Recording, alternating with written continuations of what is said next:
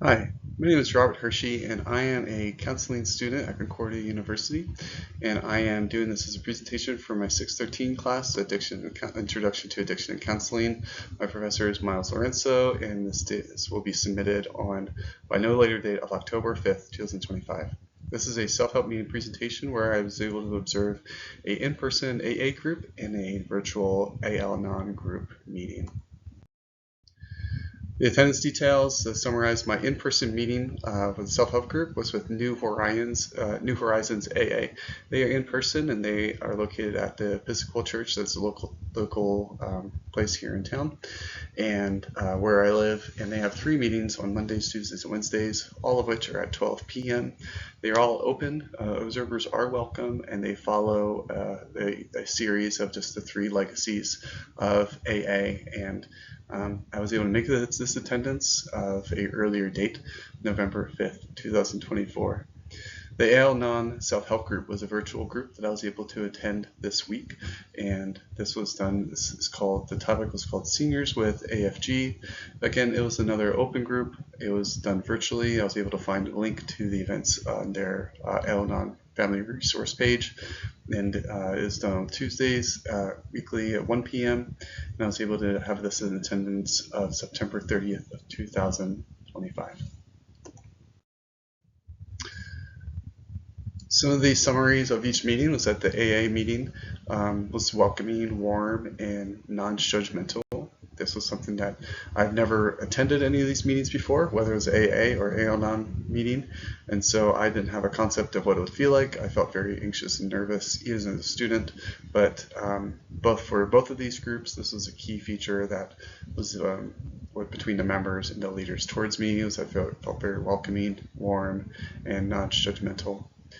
The AA meeting had a volunteer leadership group, but it was a group led, and so one person was volunteering as a chair, and this was a person that has completed all the 12 steps, and then volunteers for readings, for doing the preambles and the introductions, and those usual things were kind of spread out between the group and the group participation. This meeting had a mixed demographic, almost had equal male and female, some younger, some older.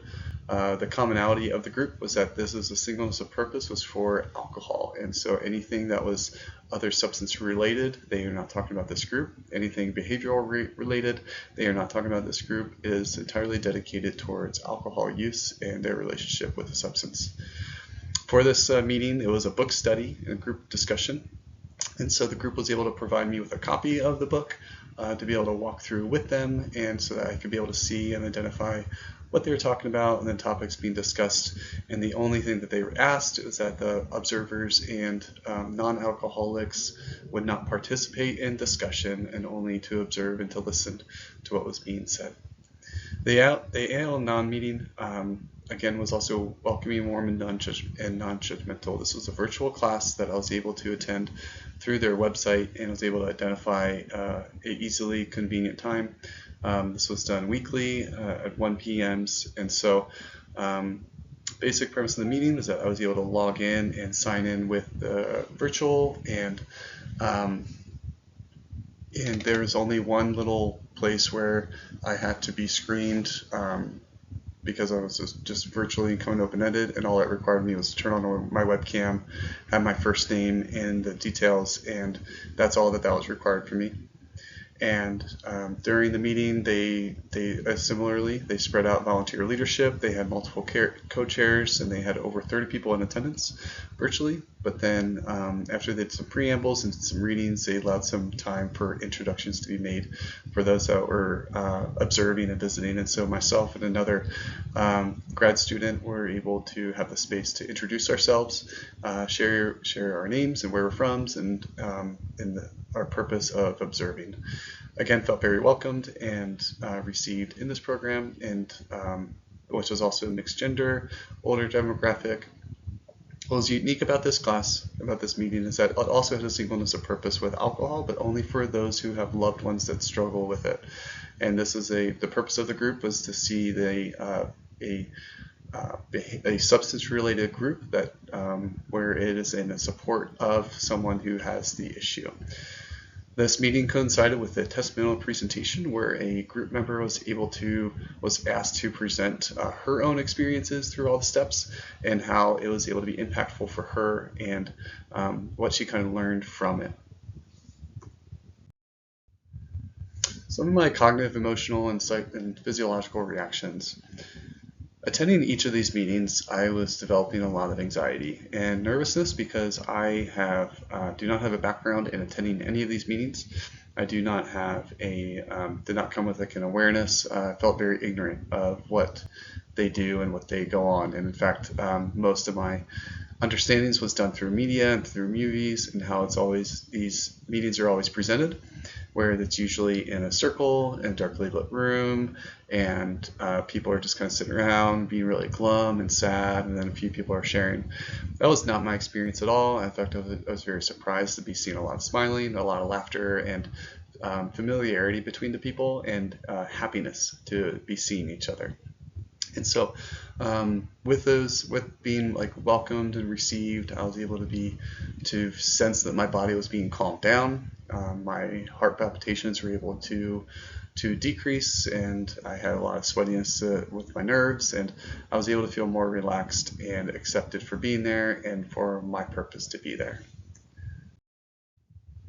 Some of my assumptions and inconsistencies, as I mentioned before, is related with my cognitive experience, is that I assumed that groups operated in a certain way, and it's usually the major assumption is that they're not necessary. These AA groups are not relevant, and the use of spirituality in the God language is not able to accommodate for people's and everyday's experiences. What I was able to observe through both of these meetings is that I was able to observe sensitivity to spirituality while at the same time following through the steps and identifying the relationship between a higher power and with yourself and with the substance and with the loved one with the substance.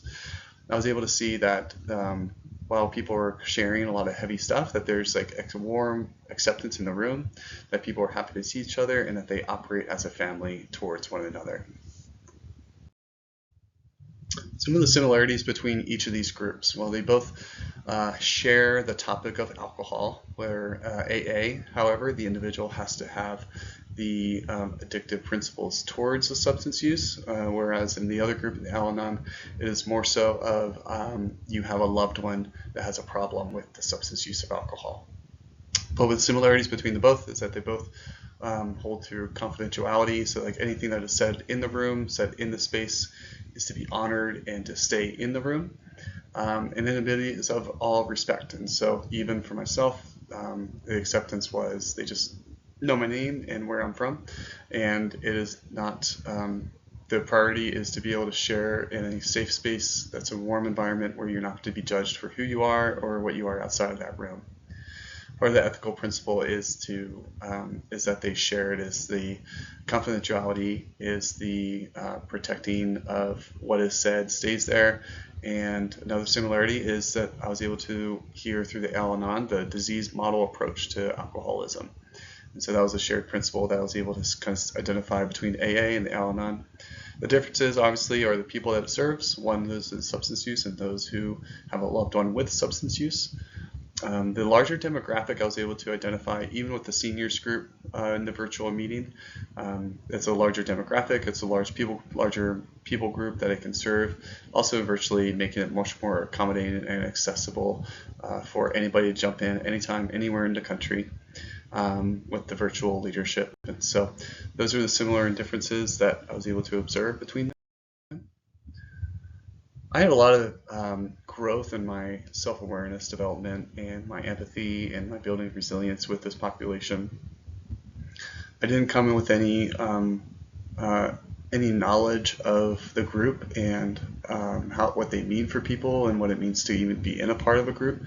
Again, a lot of my bias came from my background of just seeing it in media and not having a family member go through it, and so it was really impactful for me to be able to sit in these groups and to observe and to feel what it is like. And the it was really encouraging to even be on the virtual meeting group where I was able to identify that, like, wow, this was the one group that I was just picked and selected, and it's the same feeling, and it's the same environment, and it's the same benefits that people are receiving.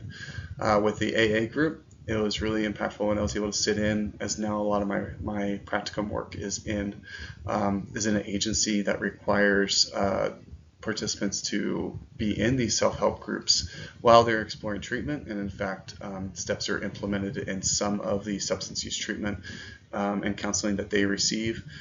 And so being in these rooms and being a part of these and just observing the space is really beneficial for my professional training, as I'm working with people that are in these spaces, in these rooms, and they mention to me, hey, I just completed step 1, and I'm able to just quickly think and recall. It's like, okay, that's the challenge of that step, and that's what they have to do. And so, really, really appreciative and doing these observations to be able to grow personally through these groups. Some of the concepts and content from my current course load that became really relevant. Some of the key points from the book Learning the Language of Addiction. One of my core textbooks is Understanding the Disease Model. This is something that I may have heard of or maybe have drawn reference to, but studying it and researching it and seeing its practical impact on the lives of those who are addicted to alcohol, but also seeing this model apply towards those who have a loved one with alcohol, and to let them see it as a disease and not a choice. And that is really meaningful, and that is really impactful, because that allows a space for empathy and compassion to come in, where someone is injuring themselves, and not by choice, but because of a disease. And so with this and the integration of self-help groups and treatment, was able to really coincide with what I've been learning in that textbook, the Learning the Language of Addiction. The motivational interviewing textbook that's in our classes, I was able to even observe the use of MI in groups, whether it's the reflection or the empathy of come alongside and not judging someone, not condemning someone, or even disagreeing with what someone is saying or experiencing. But that the core concept is partnership, and I could just see that partnership is done throughout these groups, whether from the leader or even from the members to each other. And then that coincides with the fourth point, the building empathy and connection, as that is the goal of these groups, as people should be feeling towards each other and how they should be feeling towards through connecting and growing together well.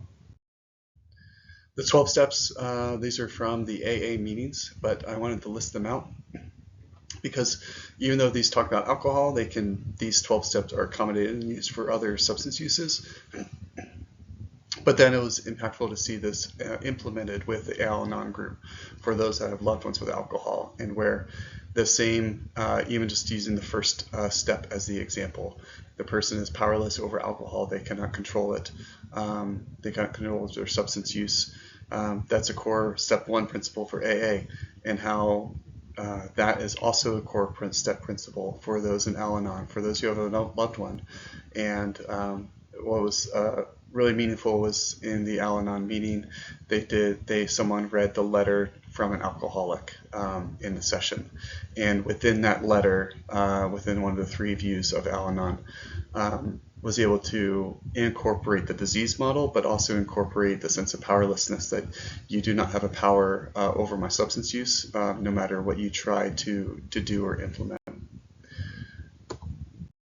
And then in conclusion, these are the references that I was able to use to gather the in-person meeting, as well as the AA website for the 12 steps.